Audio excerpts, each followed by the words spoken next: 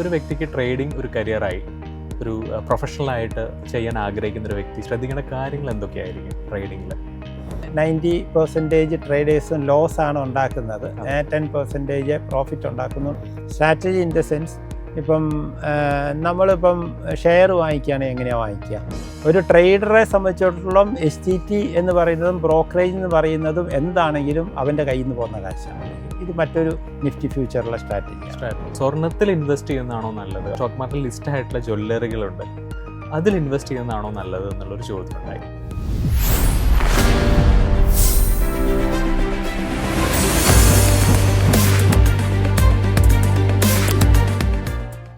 Market insight വിത്ത് DBFSൻ്റെ പുതിയൊരു എപ്പിസോഡിലേക്ക് സ്വാഗതം.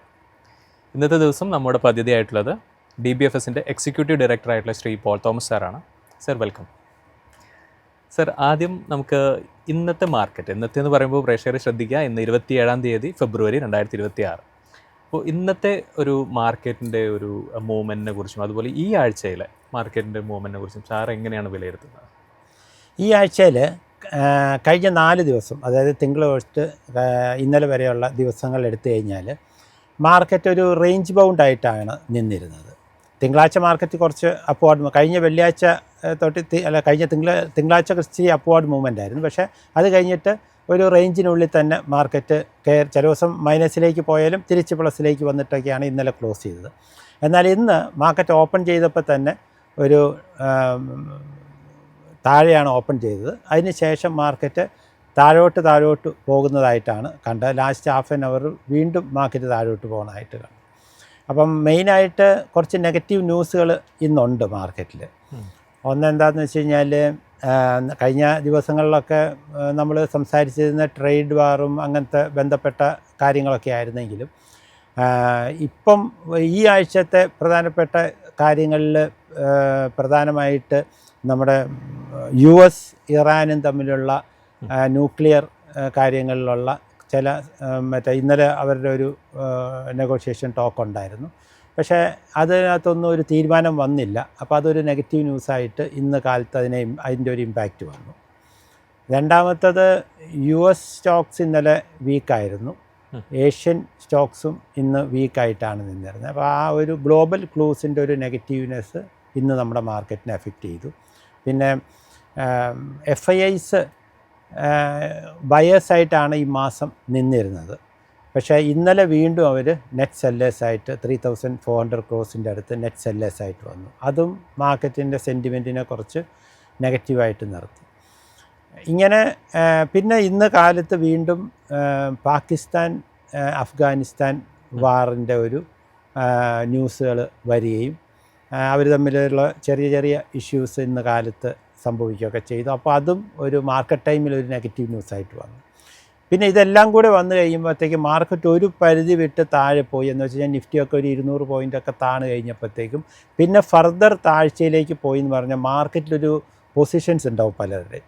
അതായത് ലോങ് പൊസിഷനായിട്ടൊക്കെ കീപ്പ് ചെയ്യുന്ന പലരുണ്ടാവും. അപ്പോൾ അവരുടെ സ്റ്റോപ്പ് ലോസുകളൊക്കെ ട്രിഗർ ചെയ്യാൻ തുടങ്ങിക്കഴിഞ്ഞാൽ ഈ പറഞ്ഞ മാതിരി മാർക്കറ്റ് ഒരു ലെവൽ വിട്ട് കഴിഞ്ഞാൽ പിന്നെ അടുത്ത ഒരു ഇപ്പം 200 പോയിൻറ്റ്സിൻ്റെ താഴ്ച വന്നു കഴിഞ്ഞപ്പോൾ അടുത്ത ഒരു 100 പോയിൻറ്റ്സ് പോകുന്നത് ചിലപ്പോൾ സപ്പോസ് ഈ പറഞ്ഞ സ്റ്റോപ്പ് ലോസുകൾ ട്രിഗർ ചെയ്തിട്ടായിരിക്കും. കാരണം ലോങ് പൊസിഷൻ, പ്രത്യേകിച്ച് വെള്ളിയാഴ്ചയും കൂടിയാണല്ലോ, അപ്പോൾ വീക്കിലി ആയിട്ട് പൊസിഷൻസ് എടുക്കുന്ന ആൾക്കാരുണ്ടാവും. അപ്പോൾ അവരുടെയൊക്കെ ലോങ് പൊസിഷൻസ് അൺവൈൻഡ് ചെയ്തുകൊണ്ടേ ഇരിക്കുന്ന ഒരു സിറ്റുവേഷൻ വരും. അപ്പോൾ അതും കൂടി ലാസ്റ്റ് 1 hourൽ വന്ന ഒരു സെല്ലിങ് അതാണ് പ്രധാനപ്പെട്ട കാരണം. അപ്പോൾ ശരിക്കും ഇന്ന് 25,100 ഒരു സപ്പോർട്ട് നമ്മൾ കഴിഞ്ഞ 2 ആഴ്ചയിലും നമ്മൾ പറഞ്ഞിരുന്നു. ഇന്ന് ഏകദേശം ആ സപ്പോർട്ടുമേലാണ് ഇന്ന് നിന്നത്. ആ സപ്പോർട്ടുമേൽ നിന്ന് ഇന്ന് 178 എന്തോ ക്ലോസ് ചെയ്തു. അപ്പം ആ സപ്പോർട്ടാണ് ഇപ്പോഴത്തെ സപ്പോർട്ട്. അത് ചിലപ്പം അടുത്ത തിങ്കളാഴ്ച ആ സപ്പോർട്ട് തന്നെ ചിലപ്പോൾ നമുക്ക് കൺസിഡർ ചെയ്യാനായിട്ട് പറ്റും. അത് കഴിഞ്ഞ് മാർക്കറ്റിൻ്റെ മൂവ്മെൻറ്റ് ഇപ്പം നമുക്ക് മുഴുവനായിട്ട് പറയാൻ പറ്റില്ല. പക്ഷേ വീണ്ടും ഒരു 25,100 അല്ലെങ്കിൽ 25,050 ഒക്കെ ബ്രേക്ക് ചെയ്ത് താഴോട്ട് പോയി കഴിഞ്ഞാൽ 24,700 750 ആ റേഞ്ചിലേക്കാണ് അടുത്തൊരു സപ്പോർട്ടിലേക്ക് വരാനുള്ള സാധ്യതയുള്ളൂ. ഓക്കെ സാർ പറയുമ്പോൾ പ്രത്യേക കാര്യം ശ്രദ്ധിച്ചെന്താ വെച്ചാൽ, സാറ് ഈ ടെക്നിക്കലി നമ്മളൊരു ചാർട്ടിനെ അനലൈസ് ചെയ്യുന്ന സമയത്ത് ഇതുപോലെ സപ്പോർട്ട്, റെസിസ്റ്റൻസ് ഇങ്ങനെയുള്ള കാര്യങ്ങൾ നമ്മൾ ശ്രദ്ധിക്കാറുണ്ട്. അപ്പോൾ ഡെഫിനറ്റ്ലി മാർക്കറ്റിന് മൂവ് ചെയ്യിക്കുന്നത് ഇൻസ്റ്റിറ്റ്യൂഷണൽ ഇൻവെസ്റ്റേഴ്സ് ആൻഡ് ട്രേഡേഴ്സ് ആണല്ലോ. ഇപ്പോൾ ഡൊമസ്റ്റിക് ആവാം, ഇൻ്റർനാഷണൽ ആയിരിക്കാം. അപ്പോൾ ഇങ്ങനെയുള്ള ഈ ലാർജ് ഫേംസ് അവരും ഈ പറഞ്ഞ മേജർ സപ്പോർട്ട് ആൻഡ് റെസിസ്റ്റൻസ് എല്ലാം ശരിക്കും പ്രാധാന്യം കൊടുക്കുന്ന ഒരു കാര്യം തന്നെയാണോ മാർക്കറ്റിലെ? ആണോ എന്ന് ചോദിച്ചു കഴിഞ്ഞാൽ മേജറായിട്ട് ടെക്നിക്കൽസ് അധികം വർക്ക് ചെയ്യുന്നത് നമ്മളൊരു ട്രേഡേഴ്സിൻ്റെ അല്ലെങ്കിൽ ഷോർട്ട് ടേം ഇൻവെസ്റ്റേഴ്സും ട്രേഡേഴ്സുമാണ് ഏറ്റവും കൂടുതൽ ഈ ടെക്നിക്കൽ സപ്പോർട്ടുകൾ അല്ലെങ്കിൽ ടെക്നിക്കൽസ് നോക്കുന്നത്. ട്രേഡേഴ്സും ടെക്നിക്കൽസ് നോക്കാതെ ട്രേഡ് ചെയ്യാൻ ബുദ്ധിമുട്ടാണ്. ഓക്കെ. എന്നാൽ ലോങ് ടേം ഇൻവെസ്റ്റേഴ്സ് ഇത്തരത്തിലുള്ള ചെറിയ ചെറിയ സപ്പോർട്ടുകളും റെസിസ്റ്റൻസും ഒന്നും അവർ കാര്യമായിട്ട് നോക്കാറില്ല. അവർ ഫണ്ടമെൻ്റൽസ് നോക്കിയിട്ടാണ് അവർ സ്ക്രിപ്പുകളിൽ ഇൻവെസ്റ്റ് ചെയ്യുന്നത്. അപ്പോൾ അത് എന്നാൽ ഫണ്ടമെൻ്റലും ടെക്നിക്കലും ഒരേപോലെ നോക്കി ഇൻവെസ്റ്റ് ചെയ്യുന്ന ആളുകളും ഉണ്ട്. കാരണം പറഞ്ഞാൽ വേറൊന്നുമില്ല, ഞാനിപ്പോൾ ഇൻവെസ്റ്റ് ചെയ്യണോ അതോ കുറച്ചുകൂടെ കഴിഞ്ഞ് ഇൻവെസ്റ്റ് ചെയ്താൽ മതിയോ, വെയിറ്റ് ചെയ്യണോ എന്നൊക്കെയുള്ള തീരുമാനങ്ങൾ എടുക്കുന്നതിന് ഈ പറഞ്ഞ ടെക്നിക്കൽസ് പലപ്പോഴും സഹായിക്കും. ഓക്കെ. ഇപ്പോൾ സാറ് ഇപ്പോൾ ട്രേഡേഴ്സ് എന്നൊരു കാര്യം പറഞ്ഞു. ഇപ്പോൾ ഡെഫിനറ്റ്ലി നമ്മൾ പൊതുവേ സംസാരിക്കുന്ന ഒരു കാര്യം ഒരു ഇൻവെസ്റ്റ്മെൻറ്റ് പെർസ്പെക്റ്റീവിലാണ് പലപ്പോഴും നമ്മൾ സംസാരിക്കാറുള്ളത് പല സമയങ്ങളിലും ഇതുപോലുള്ള ഇൻ്റർവ്യൂകളിലൊക്കെ. അപ്പോൾ ഇന്ന് ഞാൻ ആഗ്രഹിക്കുന്നത് ട്രേഡിംഗ് എന്ന് പറയുന്ന ഒരു മേഖല, ഇപ്പോൾ ഒരു വ്യക്തിക്ക് ട്രേഡിംഗ് ഒരു കരിയറായി ഒരു പ്രൊഫഷണലായിട്ട് ചെയ്യാൻ ആഗ്രഹിക്കുന്ന ഒരു വ്യക്തി ശ്രദ്ധിക്കേണ്ട കാര്യങ്ങൾ എന്തൊക്കെയായിരിക്കും ട്രേഡിങ്ങിൽ? ട്രേഡിങ്ങിനെ സംബന്ധിച്ചിടത്തോളം എടുത്തു കഴിഞ്ഞാൽ ട്രേഡിംഗ് പ്രൊഫഷനായിട്ട് എടുക്കാമോ എന്ന് ചോദിച്ചു കഴിഞ്ഞാൽ എടുക്കുന്നതിനകത്ത് തെറ്റൊന്നുമില്ല. ട്രേഡിംഗ് പ്രൊഫഷനായിട്ട് എടുത്തിട്ടുള്ള ഒത്തിരി ആളുകളുണ്ട്, സക്സസ് ആയിട്ട് ട്രേഡ് ചെയ്യുന്ന ആളുകളുമുണ്ട്. അറ്റ് ദ സെയിം ടൈം ഇപ്പം സെബിയുടെ ഒക്കെ ചില അനാലിസിസൊക്കെ അനുസരിച്ച് 90% ട്രേഡേഴ്സും ലോസാണ് ഉണ്ടാക്കുന്നത്, 10% പ്രോഫിറ്റ് ഉണ്ടാക്കുന്നുണ്ടെന്നൊക്കെ പറഞ്ഞ് ചില അനാലിസിസൊക്കെ വന്നു. അത് ഒരു പരിധിവരെ ശരിയാണ്. പക്ഷേ അതിനകത്ത് ഒരു കാര്യം നമ്മൾ ചിന്തിക്കേണ്ടത് എന്താ പറഞ്ഞാൽ ഇപ്പം ടോട്ടൽ ലോസ്, ട്രേഡേഴ്സിൻ്റെ ലോസ് എന്ന് പറയുന്നതിനകത്ത് ആക്ച്വൽ ലോസ് അല്ല പലപ്പോഴും. അതായത് ഇതിനൊരു ഫിക്സ്ഡ് എക്സ്പെൻസ് ഉണ്ട് ട്രേഡിങ്ങിന്. അതായത് ഫിക്സ്ഡ് എക്സ്പെൻസസ് എന്തൊക്കെയാണെന്ന് ചോദിച്ചു കഴിഞ്ഞാൽ, ഒന്ന് ബ്രോക്കറേജ്, 2 ടാക്സസ്, പ്രത്യേകിച്ച് STT പോലെയുള്ള ടാക്സുകൾ. അപ്പം ഇത് ഫിക്സ്ഡ് ആയിട്ട് വരുന്നതാണ്. അപ്പം നമ്മൾ ഓവറോൾ നമ്മൾ ലോസ് എന്താണ് എന്ന് നോക്കുമ്പോൾ നമ്മൾ ഈ ഒരു ഫിഗർ നമ്മൾ കണ്ടെത്തണം. ആ ഫിഗർ എന്തായാലും ലോസ് ആയിരിക്കും സിസ്റ്റത്തിൽ. ഒരാൾക്കല്ലേ വേറെ ആൾക്ക് ലോസ് വരും. കാരണം അത്രയും പൈസ ടാക്സായിട്ട് പോയി. അതായത് വോളിയത്തിലാണ് ടാക്സ് വരുന്നത്, പ്രോഫിറ്റിൻ്റെ ടാക്സ് അല്ല STT. മനസ്സിലായില്ലേ? അപ്പം ഒരു ട്രേഡറെ സംബന്ധിച്ചിടത്തോളം STT എന്ന് പറയുന്നതും ബ്രോക്കറേജ് എന്ന് പറയുന്നതും എന്താണെങ്കിലും അവൻ്റെ കയ്യിൽ നിന്ന് പോകുന്ന കാശാണ്. അതിൻ്റെ മുകളിൽ വേണം അദ്ദേഹത്തിന് ലാഭം ഉണ്ടാകാൻ. അപ്പം ഈ പറയുന്ന സ്റ്റാറ്റിസ്റ്റിക്സ് കറക്റ്റ് അല്ല. കാരണം പറഞ്ഞാൽ എത്ര എമൗണ്ടാണ് ടോട്ടലി ഇപ്പം for a period of time എടുത്തു കഴിഞ്ഞിട്ട് ഇപ്പോൾ 6 മന്ത്സിലോ അല്ലെങ്കിൽ 3 മന്ത്സിലോ 1 ഇയറിലോ ഒരു അനാലിസിസ് നടത്തുകയാണെങ്കിൽ ആ അനാലിസിസ് എത്ര എമൗണ്ടാണ് STT ആയിട്ടും ബ്രോക്കറേജ് ആയിട്ടും പോയതെന്നുണ്ടെങ്കിൽ അതെന്തായാലും ലോസിൻ്റെ പേഴ്സൻറ്റേജിൽ തന്നെ കയറിയിരിക്കും. ഓക്കെ, ഞാൻ പറഞ്ഞ മനസ്സിലാവുന്നുണ്ടെന്ന് വിചാരിക്കുന്നു. അപ്പം അത് ആ പേഴ്സൻറ്റേജും കൂടെ കൂടുന്നതാണ് ഈ ടോട്ടൽ ലോസ് ഉണ്ടാക്കിയ പേഴ്സൻറ്റേജ് എന്ന് പറയുന്നത്. അപ്പോൾ അത് ആക്ച്വൽ അല്ല എന്നാണ് ഞാൻ പറഞ്ഞത്. 90 അല്ലെങ്കിൽ 95 എന്ന് പറഞ്ഞാൽ ആക്ച്വൽ അല്ല, അതിനേക്കാളും കുറവാണ് റിയലി. പക്ഷേ ഇത് ഇപ്പോൾ ഉദാഹരണം പറഞ്ഞു, ഒരു ചെറിയ എക്സാമ്പിൾ പറഞ്ഞു, ഇപ്പോൾ STT കംപ്ലീറ്റ് ആയിട്ട് മാറ്റി എന്ന് വിചാരിക്കുക, ഇവിടെ പ്രോഫിറ്റ് ഉണ്ടാക്കുന്ന ആളുകളുടെ പേഴ്സൻറ്റേജ് കൂടും. ഓക്കെ. ബ്രോക്കറേജ് താന്നു എന്ന് വിചാരിക്കുക, പ്രോഫിറ്റ് ഉണ്ടാകുന്ന ആൾക്കാരുടെ ഇപ്പോൾ ബ്രോക്കറേജൊക്കെ ഇപ്പോൾ വളരെ താഴെയാണ്. അതായത് ഇപ്പം ഞാനൊക്കെ ഈ ഫീൽഡിൽ വരുന്ന സമയത്ത് 1.5% ആയിരുന്നു ബ്രോക്കറേജ് ഡെലിവറിക്ക്. മനസ്സിലായില്ലേ?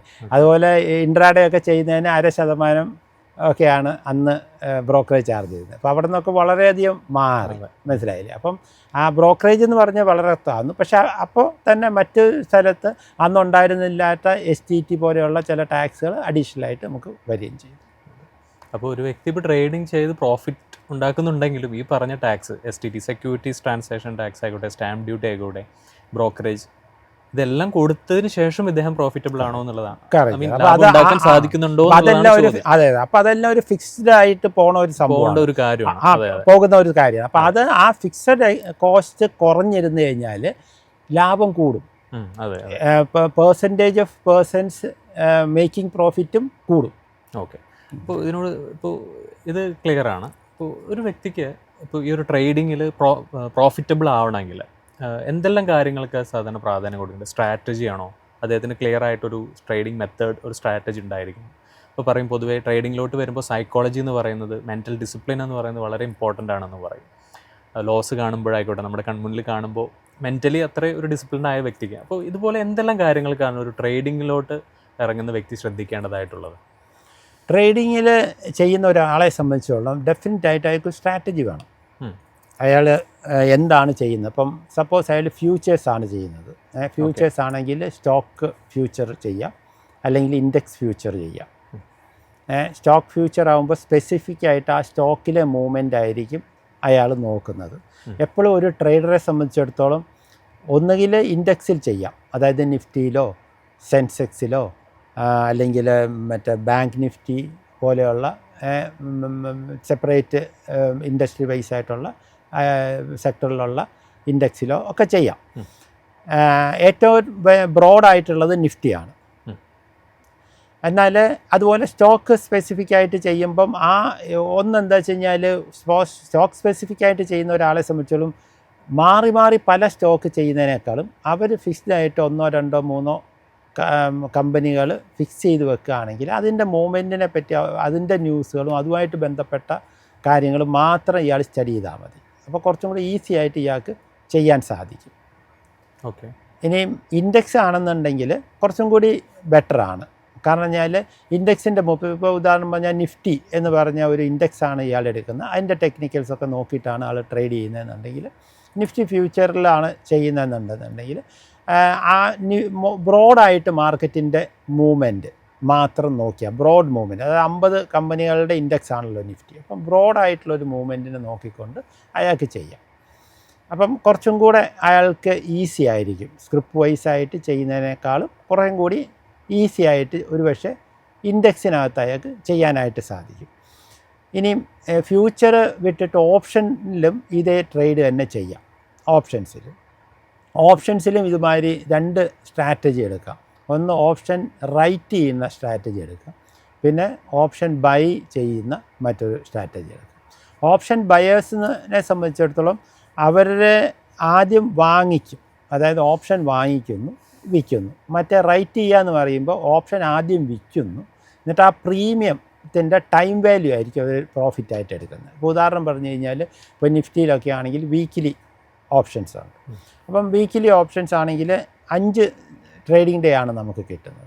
അപ്പം ഈ 5 ട്രേഡിംഗ് ഡേയ്ക്കുള്ളിൽ ഈ പറയുന്ന പ്രീമിയം താഴോട്ട് പോകും. ഇപ്പോൾ സപ്പോസ് മാർക്കറ്റ് ഒരു 100 പോയിൻറ്റിനുള്ളിൽ ആണ് ഈ 5, ഞാൻ ഒരു എക്സാമ്പിൾ പറയുകയാണ്, 100 പോയിൻറ്റിനുള്ളിലാണ് ഈ മാർക്കറ്റ് മൂവ് ചെയ്യണമെന്നുണ്ടെങ്കിൽ ഡെഫിനറ്റായിട്ട് നമ്മൾ 500 പോയിൻ്റ് മാറിയുള്ള ഒരു ഓപ്ഷൻ റൈറ്റ് ചെയ്ത് കഴിഞ്ഞാൽ ആ പ്രീമിയം 100 അല്ലെങ്കിൽ 200 ഒക്കെ പോയിൻ്റ് മൂവ് ചെയ്തോട്ടെ, എന്നാലും ആ പ്രീമിയം മുഴുവനായിട്ട് ഈ 5 ദിവസം കൊണ്ട് ഇദ്ദേഹത്തിന് കിട്ടും.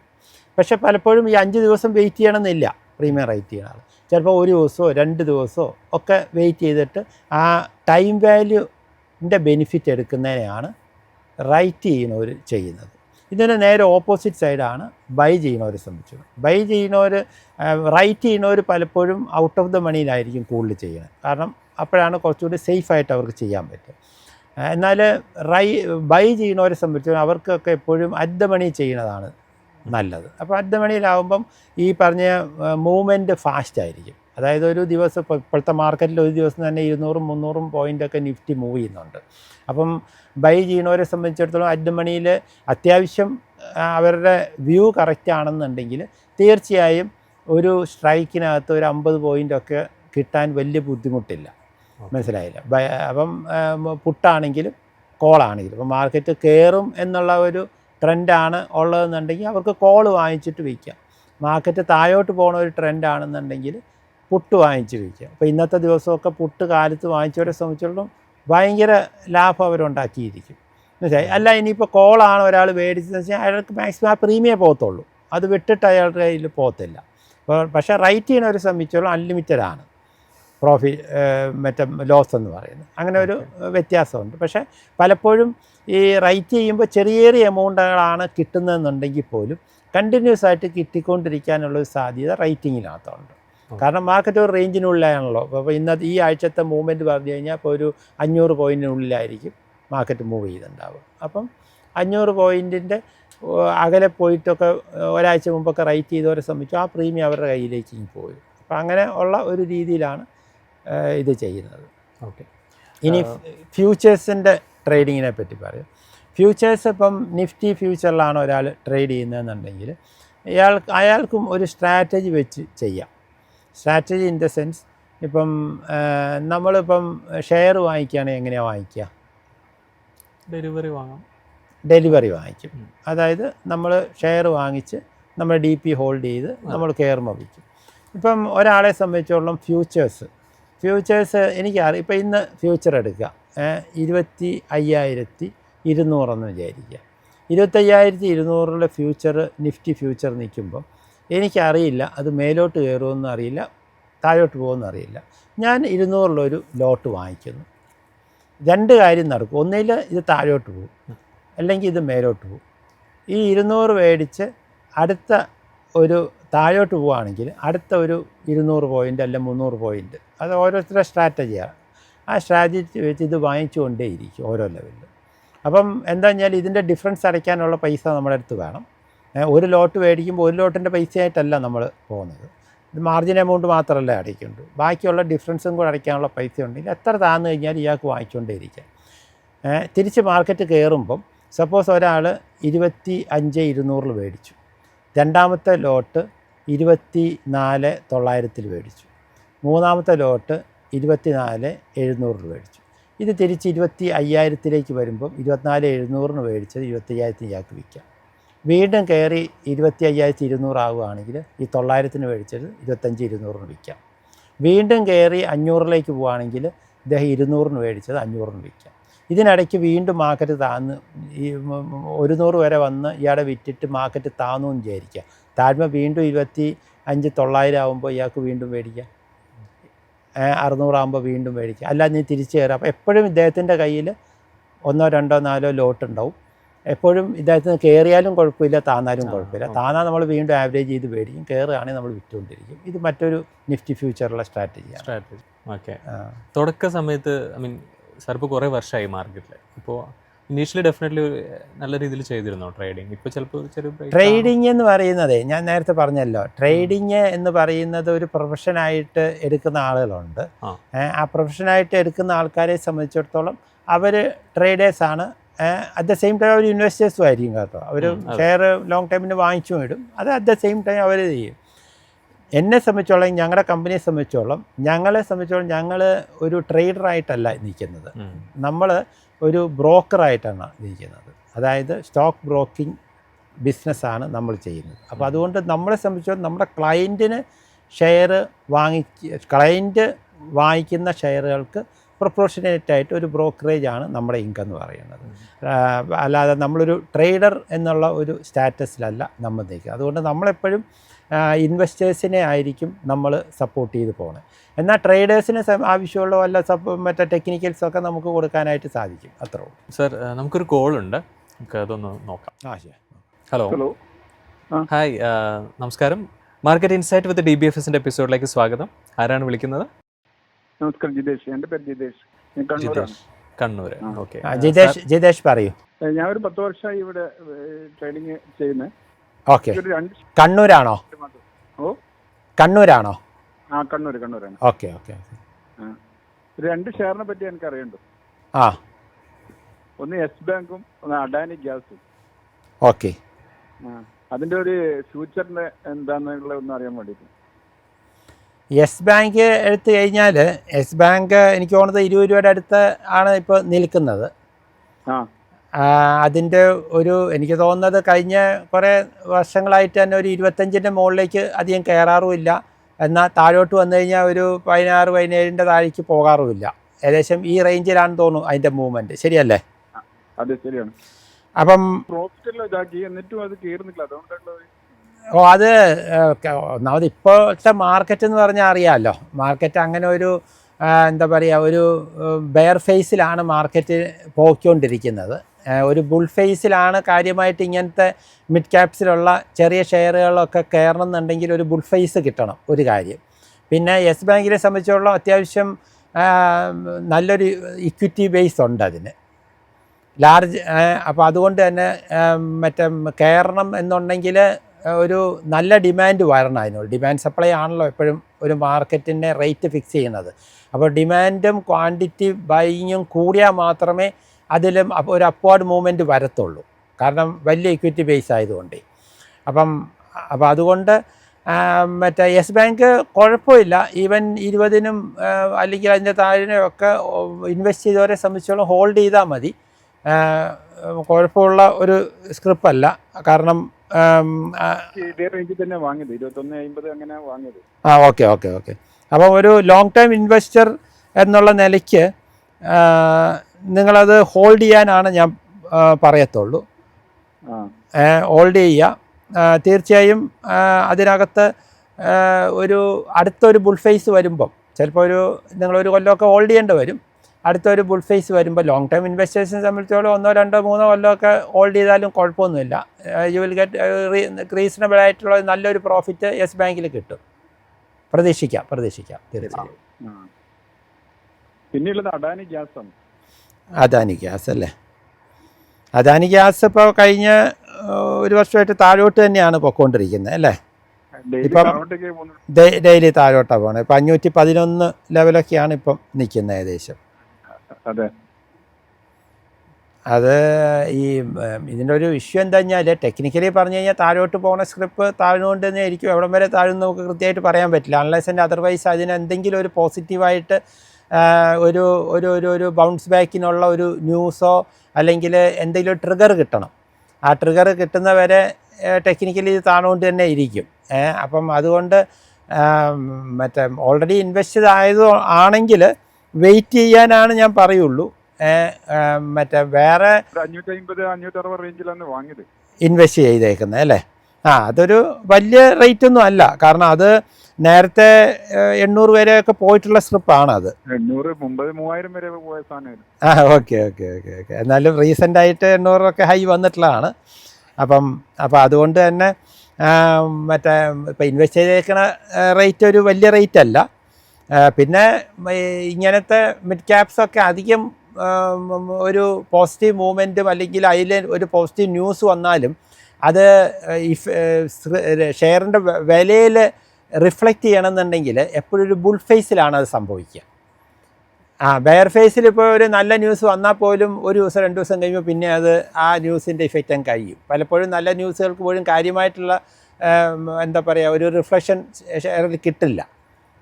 കിട്ടില്ല. പിന്നെ വരുന്ന ഒരു ഇതെന്താ പറഞ്ഞാൽ മാർക്കറ്റ് മൊത്തത്തിൽ ഒരു അപ്വാർഡ് മൂവ്മെൻ്റൊക്കെ വന്ന് ഈ സ്ക്രിപ്പ് ഇതിനകത്ത് ഷോർട്ട് കൂടണം. കൗണ്ടറിൽ ഒരുപാട് ഷോർട്ട് കൂടുമ്പോൾ ഇതുപോലെ ഒരു ട്രിഗർ കിട്ടിക്കഴിഞ്ഞാൽ ആ പോസിറ്റീവ് ന്യൂസിൻ്റെ ആ ട്രിഗർ കൊണ്ട് ഒരു ബൗൺസ് ബാക്ക് ഉണ്ടായിട്ട് ആ ബൗൺസ് ബാക്കിൻ്റെ കണ്ടിന്യൂഷനായിട്ട് ഈ കൗണ്ടറിലുള്ള ഷോർട്ട് കവറിങ് വരണം. അങ്ങനെയാണ് നമുക്ക് പലപ്പോഴും ഒരു സ്ക്രിപ്പ് വൈസ് ആയിട്ട് ഒരു റാലി കിട്ടുക. അപ്പോൾ അത് കിട്ടണമെന്നുണ്ടെങ്കിൽ ഇപ്പോഴത്തെ ആ ട്രെൻഡ് ഒന്ന് ചേഞ്ച് ചെയ്യാം. മാർക്കറ്റ് ട്രെൻഡ് ഇപ്പോൾ ഈ ഒരു ഷെയർ മാത്രമല്ല, ഒരുപാട് ഷെയറുകൾ ഇതുപോലെ താഴോട്ട് പോയിക്കൊണ്ടിരിക്കുന്നുണ്ട്. അതിപ്പം ഈ ഒരു ബെയർ ഫേസിൻ്റെ പ്രത്യേകതയാണ്. തീർച്ചയായും ഈ ബെയർ ഫേസ് മാറി ഒരു ബുൾ ഫേസിലേക്ക് മാർക്കറ്റ് കടന്നു കഴിയുമ്പോൾ നിങ്ങൾക്ക് ഇതുപോലത്തെ എന്തെങ്കിലും പോസിറ്റീവ് ന്യൂസ് വന്ന് ഇതിന് ഒരു ട്രിഗർ കിട്ടും, ഒരു ബൗൺസ് ബാക്ക് കിട്ടും, പിന്നെ ഈ ഷോർട്ട് കവറിങ്ങും എല്ലാം വന്നിട്ട് നമുക്കൊരു റാലി കിട്ടും. അപ്പോൾ ഈസി ആയിട്ട് നിങ്ങൾക്ക് എക്സിറ്റ് ആവാനുള്ള ഒരു അവസരം കിട്ടും. ഗ്രീൻ എനർജിനെ പറ്റി എങ്ങനെ? ഗ്രീൻ എനർജിയൊക്കെ നല്ലത് തന്നെയാണ്, കുഴപ്പമൊന്നുമില്ല. ഞാനീ പറഞ്ഞ മാതിരി അതിൻ്റെ ഇടയിൽ തന്നെ പല ന്യൂസുകൾ വരുന്നുണ്ടല്ലോ. ഇപ്പം US ആയിട്ടുള്ള നമ്മുടെ ടാരിഫ് റേറ്റുകൾ, അതിനകത്തൊക്കെ ഇപ്പോഴും ഓരോ ചേഞ്ചസ് വരുമ്പം കഴിഞ്ഞ ദിവസം തന്നെ മറ്റേ എന്താ പറയുക വാരി എനർജിയൊക്കെ ഒറ്റ ദിവസം കൊണ്ട് നിപ്പി 10-15-20% താഴെ പോയില്ലേ. അപ്പോൾ എന്ന് പറഞ്ഞ മാതിരിയുള്ള പല കാര്യങ്ങളും സംഭവിക്കുന്നതുകൊണ്ട് ഒന്ന് വെയിറ്റ് ചെയ്തിട്ട് എൻ്റർ ചെയ്യാനായിരിക്കും നല്ലത്. Okay thank you so much for calling. Okay അപ്പോൾ നമ്മളിപ്പോൾ ഓപ്ഷൻസിനെ കുറിച്ചാണ് സംസാരിച്ചുകൊണ്ടിരിക്കുന്നുണ്ടായിരുന്നു കോളിന് മുമ്പ് അല്ലേ. അപ്പോൾ ഓപ്ഷൻസിലോട്ട് വരുമ്പോൾ സാർ ഒരുപാട് ടേംസ് ഒക്കെ പറയുണ്ടായി, കോൾ റേറ്റിംഗ്, അതുപോലെ ATM OTM പറഞ്ഞു. ഇപ്പോൾ ഇതിനെക്കുറിച്ച് അറിയാത്തവർക്ക് ഒരു പക്ഷേ ഇത് കുറച്ച് കൺഫ്യൂസ്ഡ് ആയിരിക്കാം. ഇത് ഓപ്ഷൻ ട്രേഡിങ്ങിലോട്ട് വരുമ്പോൾ യൂസ് ചെയ്യുന്ന കോമൺ ടേംസാണ്. സർ, ഞാൻ ഈയിടെ ഒരു വ്യക്തിയായിട്ട് സംസാരിക്കുന്ന സമയത്ത് അദ്ദേഹത്തിനോട് മറ്റൊരു വ്യക്തി പറഞ്ഞിട്ടുള്ള കാര്യമാണ്. അപ്പോൾ ഞാൻ ജസ്റ്റ് അതൊന്ന് ഇത്രയേ ഉള്ളൂ. അതായത് ഇപ്പോൾ സ്വർണത്തിൻ്റെയൊക്കെ വില നന്നായി കൂടിക്കൊണ്ടിരിക്കുന്ന ഒരു സമയമായതുകൊണ്ട് സ്വർണത്തിൽ ഇൻവെസ്റ്റ് ചെയ്യുന്നതാണോ നല്ലത്, അതോ ജ്വല്ലറികൾ, നമ്മുടെ സ്റ്റോക്ക് മാർക്കറ്റിൽ ലിസ്റ്റ് ആയിട്ടുള്ള ജ്വല്ലറികളുണ്ട്, അതിൽ ഇൻവെസ്റ്റ് ചെയ്യുന്നതാണോ നല്ലത് എന്നുള്ളൊരു ചോദ്യം ഉണ്ടായി. അപ്പോൾ ഇങ്ങനൊരു കൺഫ്യൂഷനുള്ള ഒരു വ്യക്തി നമ്മുടെ പ്രേക്ഷകർക്കിടയിൽ ഉണ്ടെങ്കിൽ എന്ത് മറുപടി ആയിരിക്കും സാറ് കൊടുക്കാൻ താല്പര്യപ്പെടുന്നത്? ജ്വല്ലറി കമ്പനി എന്ന് പറയുന്നത് മറ്റെന്തൊരു കമ്പനിയെ പറ്റി പോലെ തന്നെ മറ്റേ ജ്വല്ലറിയിൽ ട്രേഡ് ചെയ്യുന്ന ഒരു, അല്ലെങ്കിൽ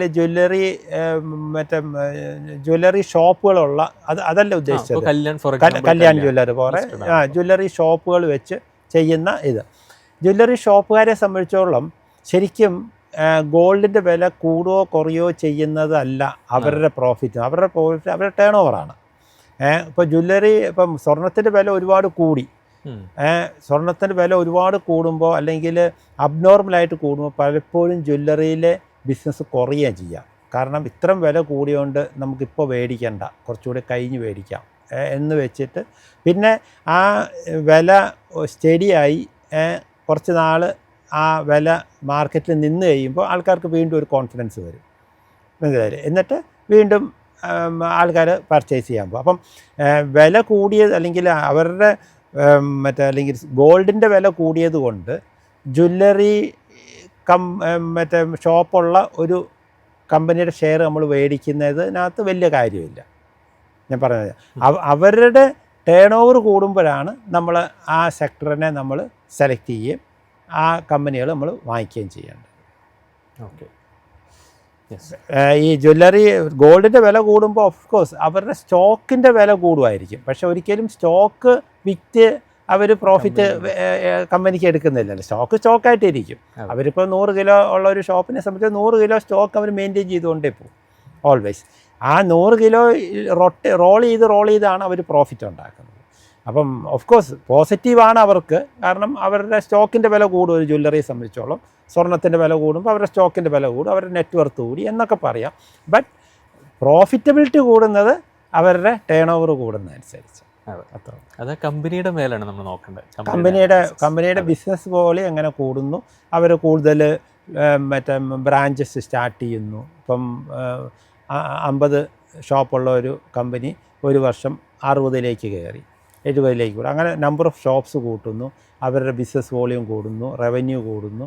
ഇങ്ങനെ പ്രോഫിറ്റ് മാർജിനിൽ വ്യത്യാസങ്ങൾ സംഭവിക്കും. ഇങ്ങനെ ഉള്ള കാര്യങ്ങളായിരിക്കും അവർക്ക് പോസിറ്റീവായത്. ഇനി ഷോപ്പിൻ്റെ എണ്ണം ഒരുപാട് കൂട്ടുമ്പോൾ തന്നെ അവിടെ വേറൊരു നെഗറ്റീവ് സൈഡുണ്ട്. കാരണം അവരുടെ ഒരു പുതിയൊരു ഷോപ്പ് തുടങ്ങി അത് ബ്രേക്ക് ഈവൻ ആവാൻ ചിലപ്പോൾ 1 കൊല്ലം പിടിക്കുന്നുണ്ടെങ്കിൽ ആ 1 കൊല്ലം അവർ ലോസിലായിരിക്കും ആ ഷോപ്പ് നടത്തുന്നത്. പറഞ്ഞ മനസ്സിലായില്ലേ?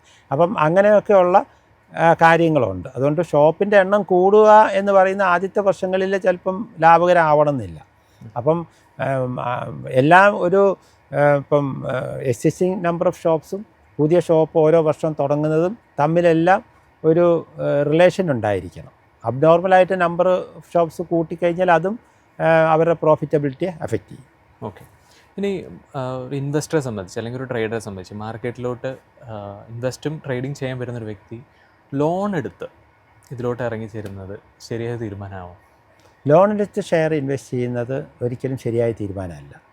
ഇൻവെസ്റ്റ്മെൻ്റ് എന്ന് പറയുന്നത് നമ്മുടെ സേവിങ്സിൽ നിന്ന് ചെയ്യേണ്ട ഒരു കാര്യമാണ്. സേവിങ്സിനെയാണ് നമ്മൾ ഇൻവെസ്റ്റ്മെൻറ്റായിട്ട് കൺവേർട്ട് ചെയ്യേണ്ടത്. ഇപ്പം നമുക്ക് ഏതൊരു വ്യക്തിയെ സംബന്ധിച്ചോളം, ഏതൊരു അവർ സാലറീഡ് പേഴ്സൺ ആണെങ്കിലും ബിസിനസ് ചെയ്യുന്ന ആളാണെങ്കിലും അയാൾക്ക് അയാളുടെ വരുമാനത്തിൻ്റെ ഒരു പാർട്ട് സേവ് ചെയ്യണമല്ലോ. ആ സേവ് ചെയ്യുന്ന കാശ് എവിടെ ഇൻവെസ്റ്റ് ചെയ്യണം, അതാണ് മേജർ ക്വസ്റ്റ്യൻ. അയാൾക്ക് ബാങ്കിൽ കൊണ്ട് ഡെപ്പോസിറ്റ് ആക്കാം, FD ആക്കാം, അയാൾക്ക് ഗവൺമെൻറ് ബോണ്ടുകളോ സെക്യൂരിറ്റീസോ വാങ്ങിച്ചിടാം, അയാൾക്ക് വേണമെങ്കിൽ ഡിബെഞ്ചറോ അതുപോലെ ഫിക്സഡ് ആയിട്ട് ഇങ്ങനെ. അപ്പോൾ ഇവിടെ നിന്നുള്ളതൊക്കെ എന്താ വെച്ചാൽ അതിൻ്റെ റിട്ടേൺ ആയിട്ടുള്ള വ്യത്യാസമാണ്. ബാങ്കിലിട്ട 6% കിട്ടുമ്പം ചിലപ്പം ചില ബോണ്ടിലിട്ട 7 കിട്ടും. NPS ഇൻവെസ്റ്റ് ചെയ്ത് കഴിഞ്ഞാൽ ചിലപ്പം 12 കിട്ടും. മ്യൂച്വൽ ഫണ്ടിലിട്ട് കഴിഞ്ഞാൽ ഇൻ ബിറ്റ്വീൻ 12 and 14 or 15 കിട്ടും. ഇങ്ങനെ ഇക്വിറ്റിയിൽ ഇൻവെസ്റ്റ് ചെയ്താലോ, ഇക്വിറ്റിയിൽ ഇൻവെസ്റ്റ് ചെയ്താൽ ചിലപ്പം ഇതിനേക്കാളൊക്കെ കൂടുതൽ കിട്ടും, ചിലപ്പോൾ കിട്ടാതിരിക്കാം. അപ്പോൾ രണ്ടിനുമുള്ള സാധ്യതയുണ്ട്. നിങ്ങൾ സെലക്ട് ചെയ്യുന്ന കമ്പനികളും അതിൻ്റെ പെർഫോമൻസിനെ ആശ്രയിച്ചിരിക്കും. അപ്പം അവിടെ റിസ്ക് കൂടുതലുണ്ട്. ചിലപ്പോൾ നിങ്ങൾ ഇക്വിറ്റിയിൽ ഇൻവെസ്റ്റ് ചെയ്താൽ ചിലപ്പോൾ 20% 30% ഒരു ഇയറിൽ ചിലപ്പോൾ ഉണ്ടാക്കുന്ന വർഷങ്ങൾ കാണും. പക്ഷേ ചില വർഷങ്ങളിൽ അത് കിട്ടത്തില്ല. നെഗറ്റീവ് ഗ്രോത്ത് വേണമെങ്കിലും വരാം. അത് ഈവൻ മ്യൂച്വൽ ഫണ്ടിലും വരാം. അപ്പോൾ ഇത് തീരുമാനിക്കേണ്ടത് ഇൻവെസ്റ്ററാണ്. അയാൾക്ക് എത്രത്തോളം റിസ്ക് എടുക്കാനുള്ള റിസ്ക് ആപ്പിറ്റേറ്റ് ഉണ്ടെന്നുള്ളതിനെ ആശ്രയിച്ചിരിക്കും അയാൾ എവിടെ ഇൻവെസ്റ്റ് ചെയ്യണം. ഇന്നത്തെ മാർക്കറ്റ് ഇൻസൈറ്റ് വിത്ത് DBFSൻ്റെ ഈ ഒരു എപ്പിസോഡിൽ നമ്മൾ കൂടുതലും ട്രേഡേഴ്സിന് ഫോക്കസ്ഡ് ആവുന്ന ഹെൽപ്ഫുൾ ആകുന്ന ഒരുപാട് കാര്യങ്ങളാണ് സംസാരിക്കുകയുണ്ടായി. Okay, so thank you so much for coming sir. Will meet in the next episode.